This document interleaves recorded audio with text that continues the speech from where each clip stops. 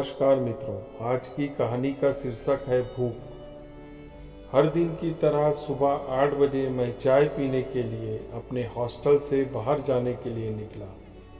मैं जैसे ही चाय की दुकान वाले के पास पहुंचा, देखा आज चाय वाला वहां पे नहीं था। शायद देर से पहुंचने के कारण वह चाय वाला वहां से जा चुका था। मेरे पास हॉस्टल लौट जाने के अलावा कोई और ऑप्शन नहीं था। मैंने सोचा कि आगे जाकर कहीं नाश्ता कर लिया जाए। बहुत जोर की भूख लगी थी। मैं आगे की होटल की तरफ जा रहा था। तभी मेरी नज़र फुटपाथ पर बैठे दो बच्चों पर पड़ी। दोनों लगभग 8-10 साल के रहे होंगे। बच्चों की हालत बहुत खराब और कमज़ोर नज़र आ रही थी। कमजोरी के कारण अस्थि पंजर साफ साफ दिखाई दे रहे थे। वे भूखे लग रहे थे। छोटा बच्चा रोते हुए बड़े भाई को खाने के बारे में कह रहा था। बड़ा भाई उसे चुप कराने की कोशिश कर रहा था। वह जानता था न तो उसके पास पैसे हैं और न ही खाने के लिए भोजन, जिससे वह अपने छोटे भाई की भूख मिटा सके। वह भी लाचार बैठा भूख से पागल हुए जा रहा था। मैं अचानक रुक गया। दौड़ती भागती जिंदगी जैसे एकदम से ठहर सी गई। इन मासूम से बच्चों की ऐसी हालत को देख मेरा मन भर आया। इनकी भूख को देख शायद मेरी भूख खत्म सी हो गई। मैंने सोचा इन्हें कुछ पैसे दे दिया जाए। मैं उन्हें 20 रुपए देकर आगे बढ़ गया। जैसे ही मैं आगे बढ़ा, मेरे मन में एक विचार आया कि कितना कंजूस हूँ मैं। 20 रुपए, इससे क्या मिलेगा उन्हें? चाय तक ढंग से नहीं मिलेगी। स्वयं पर शर्म आई। फिर मैं वापस लौट कर उसी जगह पर गया जहाँ वह दोनों बच्चे मुझे मिले थे। मैंने मासूम से दिखने वाले उन भूखे बच्चों से कहा, कुछ खाओगे? बच्चे थोड़ा असमंजस में पड़े। मैंने कहा, बेटा मैं नाश्ता करने जा रहा हूँ, तुम भी कर लो। वे दोनों भूख के कारण मेरे साथ चलने को तैयार हो गए। उनके कपड़े गंदे होने और ऐसी हालत में देखकर होटल वाला डांट कर उन्हें भगाने लगा।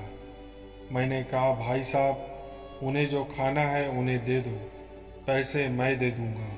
मेरी बातें सुन होटल वाले ने आश्चर्य से मेरी ओर देखा। उसकी आंखों में उसके बर्ताव के लिए शर्म साफ दिखाई दे रही थी। बच्चों ने नाश्ता, मिठाइयाँ व लस्सी मांगी। सेल्फ सर्विस होने के कारण मैंने नाश्ता बच्चों को ला कर दिया। बच्चे जब खाने लगे तो उनके चेहरे की खुशी देख मेरे चेहरे पर स्माइल आ गई। उस वक्त मुझे दुनिया की वह खुशी की अनुभूति हो रही थी जिसका वर्णन मैं शब्दों में नहीं कर सकता। उन दोनों मासूम बच्चों को देखकर मुझे अपना बचपना याद आ गया।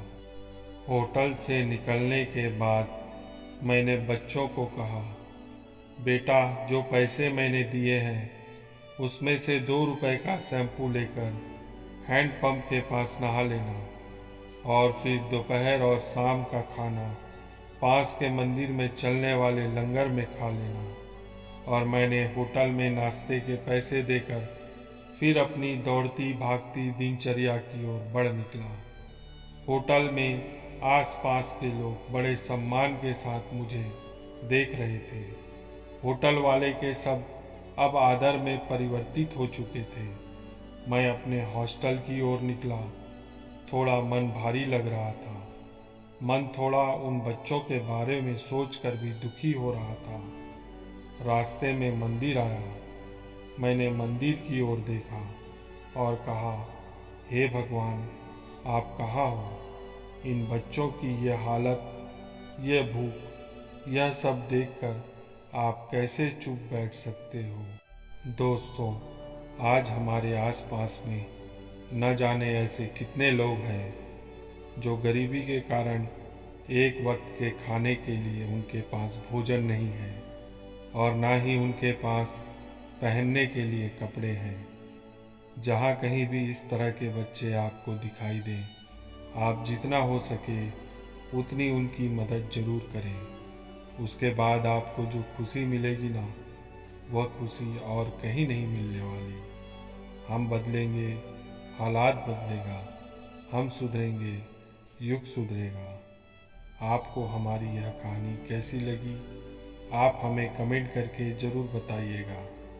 ऐसी ही मज़ेदार और दर्द भरी कहानी सुनने के लिए आप हमारे चैनल को सब्सक्राइब करें, लाइक करें, शेयर करें और बेल के बटन को ऑल पर सेट करके प्रेस कर दें, ताकि हम जब भी कोई नया वीडियो अपलोड करें तो आपको नोटिफिकेशन मिल जाए। धन्यवाद।